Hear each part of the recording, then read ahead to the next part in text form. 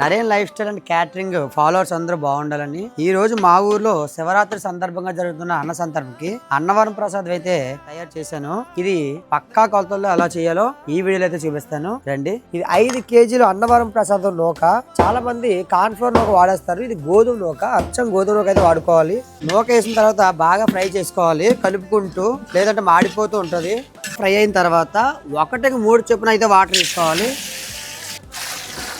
ఒక half an hour తర్వాత నూక ఇంత బాగా అయితే ఉడుకుతుంది. ఇప్పుడు నూక బాగా ఉడికిపోయిన తర్వాత ఇలా అయితే దగ్గర పడుతుంది.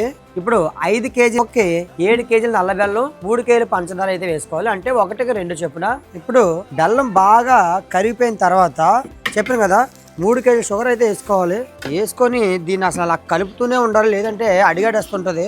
నూక పంచదార బెల్లం అలా మొత్తం మిక్స్ అయ్యి కొత్త ఆడుతున్నప్పుడే మనం యాలకుల పొడి కూడా వేసుకోవాలా. ఈ యాలకుల పొడి వేసుకున్న తర్వాత ఇక్కడే ఉంది అసలైన టేస్ట్. ఏం కంగారు పడకుండా లో ఫ్లేమ్ లో అలా ఉడికించుకుంటూ కలుపుతూనే ఉండాలి. కరెక్ట్ ఒక పావు గంట సేపు, అప్పుడు కరెక్ట్ గా ఆ ఫ్లేవర్ అయితే వస్తుంది. ఇప్పుడు బాగా ఉడికి దగ్గర పడిన తర్వాత ఒక ప్యాన్ లో 1/2 కేజీ గీ అయితే వేసుకోవాలి. నెయ్యి బాగా మరిగిన తర్వాత జీడిపప్పు, కిస్మిస్, ఇప్పుడు ఇవన్నీ బాగా ఫ్రై అయిన తర్వాత ప్రసాదాలు అయితే వేసేసుకోవాలా. బాబా స్మెల్ ఒక రేంజ్ లో అయితే ఉంది. నెయ్యి వేసిన తర్వాత బాగా కలిపేసుకోవాలి. ఇప్పుడు అంతా అయిపోయిన తర్వాత ఒక హాట్ బాక్స్ లో అయితే వేసేసుకోవాలి. బాబా స్మెల్ అదిరిపోతుంది అంతే.